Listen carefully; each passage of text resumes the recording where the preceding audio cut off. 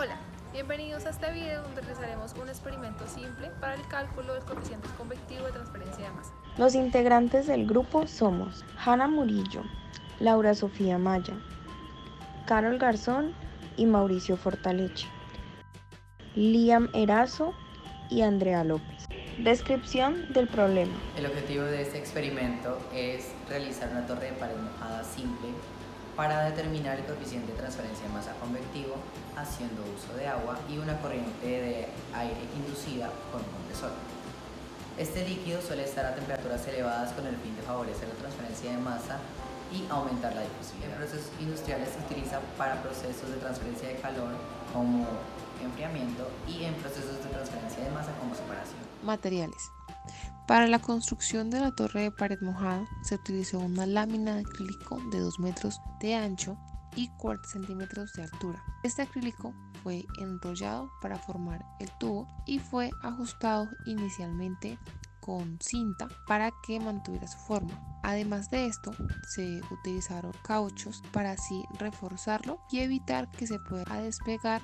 Para la parte superior de la torre se utilizó un recipiente al cual se realizó un orificio del diámetro del tubo. Este se introduce y se ajusta con silicona al tubo para así evitar derrames de agua durante el proceso. Para la parte inferior de la torre se utilizó un tubo de PVC cerrado con un tapón y con 3 orificios laterales. A este se realizó un agujero para adaptar una manguera por la cual ingresará el aire al sistema. Para que el montaje se sostenga, se le adaptaron unas patas en aluminio al tubo de PVC con tornillos. Una vez ajustadas, se introduce la manguera y se realiza un entablillado para que quede de forma rígida y vertical. Se ajusta con silicona y se introduce al balde donde se recogerá el agua saliente del sistema para observar si la manguera quedó bien ajustada.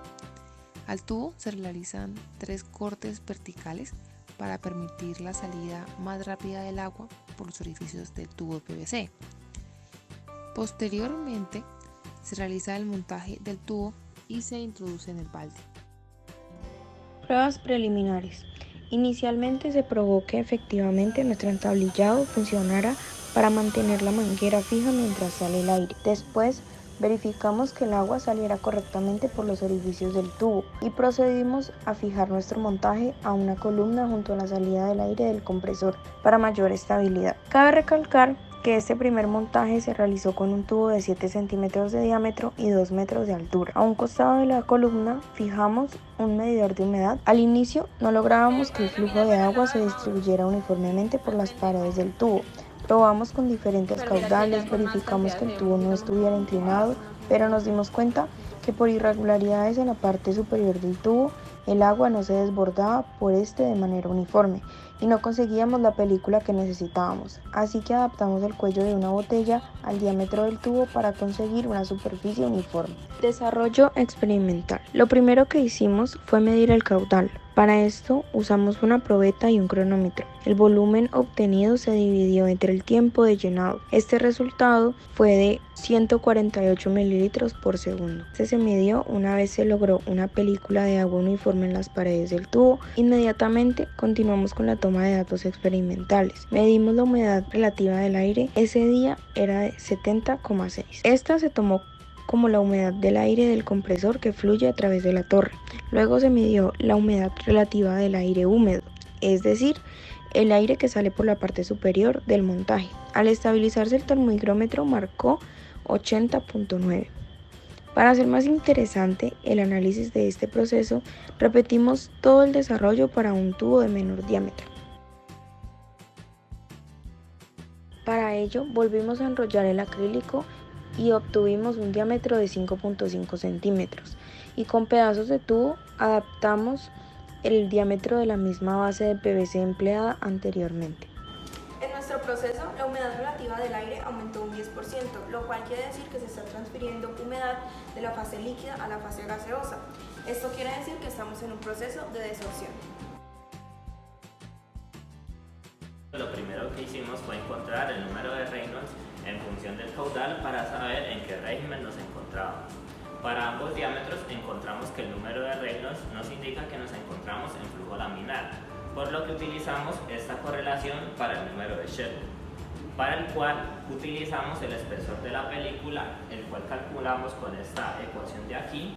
Este número dimensional lo encontramos para poder despejar de allí el coeficiente de masa convectivo, el cual es función del número de Sherwood, la difusividad para el sistema a vapor de agua, aire y la longitud del tubo, que en nuestro caso es de 2 metros. Estos fueron los datos que utilizamos para los anteriores cálculos. El flujo volumétrico lo encontramos haciendo uso del método de la probeta que ya mostramos anteriormente, la densidad y la viscosidad del agua a las condiciones de temperatura y presión que teníamos al momento de hacer el experimento, los dos diámetros, uno de 7 centímetros y el otro de 5.5 centímetros, la longitud del tubo que ya la mencioné que es de 2 metros, la difusividad para el sistema agua-aire y la gravedad de 9,8 metros por segundo al cuadrado.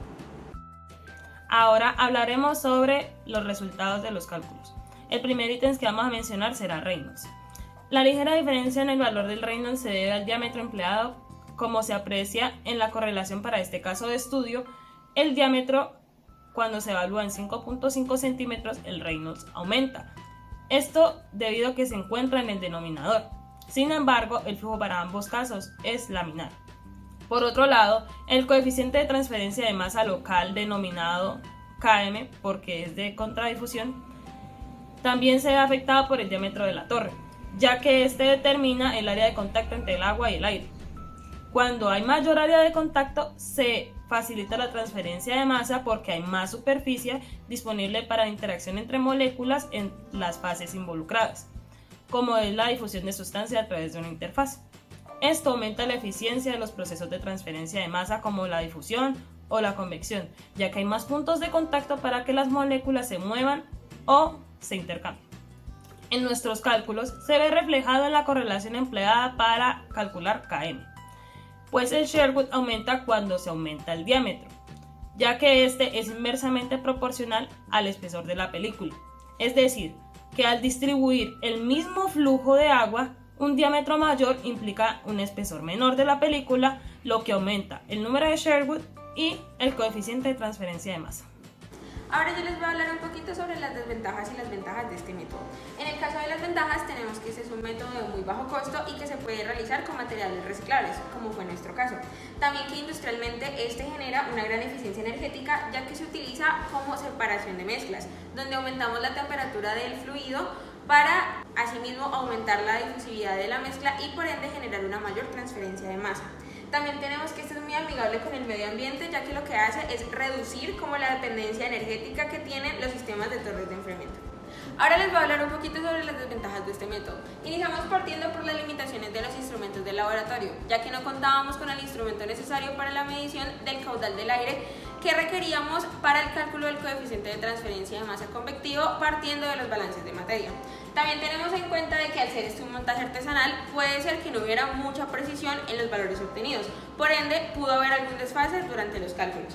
También tenemos que tener en cuenta las condiciones climáticas, que en este caso nosotros observamos que hubo grandes variaciones en las mediciones de la humedad, lo cual también pudo afectar el cálculo de nuestro coeficiente. Aparte de eso, tenemos que para las pruebas de este método debíamos usar grandes cantidades de agua, por lo cual se pudo haber generado también un gran desperdicio de esta. Ya en el concepto como tal de este montaje tenemos en cuenta de que normalmente este se debe realizar con aire seco. En nuestro caso no lo hicimos con aire seco, por ende el gradiente de nuestra concentración no favorecía del todo el proceso de la transferencia de masa. Sin embargo, a pesar de presentar un gradiente de concentraciones bajo, nuestro proceso terminó siendo eficiente, ya que después de un tiempo de operación, el aire ganó un 10% de humedad relativa, como se observa en el video.